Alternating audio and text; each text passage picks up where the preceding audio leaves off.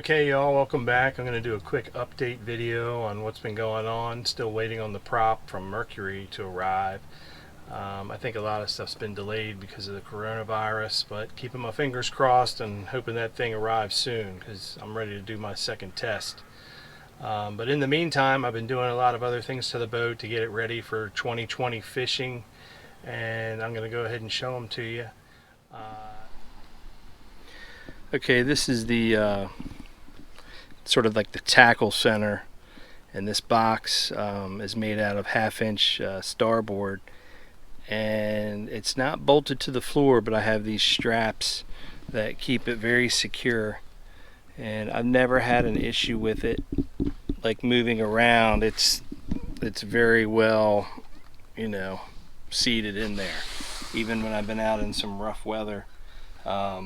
Never had an issue. It's got some nice rubber feet under it, and I usually have the strap that goes along there, but what I did do was I put in these stainless steel struts, and what they do is they help keep the doors closed so that nothing comes flying out of there.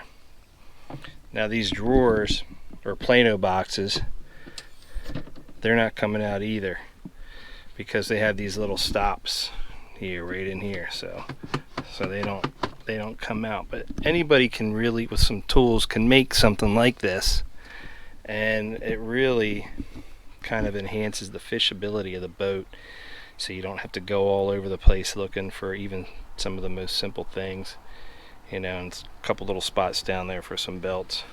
But very pleased with the way that's turned out, and it's in there pretty good, and it doesn't take up any cockpit space at all, because the room is limited in the back of this boat. And also added the cup holders. A buddy of mine helped me do that, and basically it's bolted to the back of this fiberglass storage box, and that's on there very good. I actually originally started out with 3 cup holders, and then decided to move up to the 5 because 3 just wasn't enough. And it's kind of a catch-all with tackle and stuff. You can hang lures and pliers and so on. So if you have one of these leaning posts, you could actually do something like this. And I tell you what, it's really nice. It's nice to have, and everything is right there. Something else that I did, also with the help of another friend, are these friction hinges.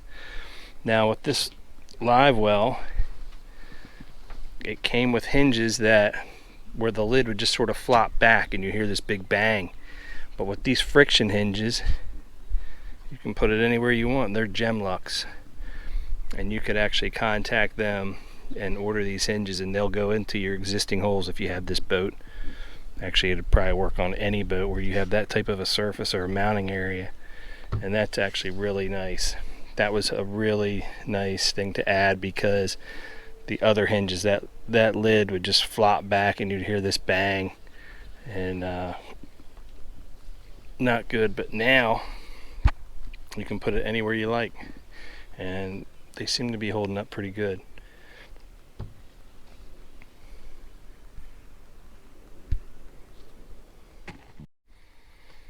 Something else that I added to the hatches were more of these stainless steel struts, and well, we'll see how long they last.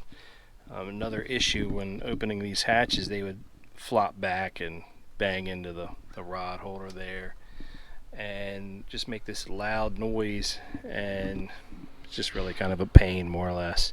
But they seem to be, you know, holding up pretty good, just like that. These are tailor-made. I got these at West Marine, and they seem to be doing pretty good. We will find out, because I just put these on not that long ago, and we'll see how long they last. I'm sure these things will probably fail eventually, but as long as the mounting point stays secure, I think I'm good to go, and I could just replace the actual strut itself. So we'll see how that works out. That'll be a big test. I'll be doing a follow-up video on some of this stuff, and just to give you an idea of how long this stuff will last or the quality of it. Okay, I ended up replacing the compass that was on the boat. It came with a compass made by a company called Sunto, and what was happening was the oil was leaking and it was developing a bubble on the top. I replaced it with a Ritchie sport compass, and it was the same size. I believe Ritchie makes some really good products. I did have to make some adjustments there slightly around it with some gel coat and so on with the hole, but overall it's pretty much the same size compass, and I think with these numbers it'll be easy to read. A lot of people typically don't use their compass anymore because of the GPS systems that are involved on a lot of these boats, but I still use mine. Typically when I'm offshore and I've set the numbers to head back to the inlet, I'll just glance at that compass just to make sure I'm heading in the correct direction. But overall, I definitely got tired of looking at that bubble, and Okay, I got these covers for the engines on Amazon from a company called Ocean South. I think they might even be out of Australia, but they have a felt lining, they're waterproof, and they're going to keep the finish really nice on the cowlings. Being that they're brand new motors, I wanted to do something to more or less protect them from the sun and all the debris that come down from the trees. I have a couple of buckles here, one there, one. I think you can actually trailer the boat with these on, although I probably won't do that. But just to give you an idea, there's some felt there underneath, kind of keeps them nice. Another thing I did was, with the help of a good friend of mine, helped me put these pipe lights on. At the very top there's LED lights, and they're orange on the front and red on the back, and it keeps the lights out of the water, and I'm hoping they're going to last long. Now the other thing I want to mention, this is a Venture Commander series trailer, and I was quite proud of it when I first got it. However, after dealing with the lights and seeing that the wiring wasn't so great back here, it was kind of a disappointment. But either way, that's been freshened up. It's a 2019 trailer and has brakes on both axles, stainless steel hardware, and it's pretty nice. Well, with the exception of the wiring. So keep that in mind. If you're looking for a trailer, check them out, Commander series. But keep in mind that the wiring may not be up to standard. But that's all been addressed. So this thing is ready to go to North Carolina and Virginia, and we'll be fishing here soon, hopefully.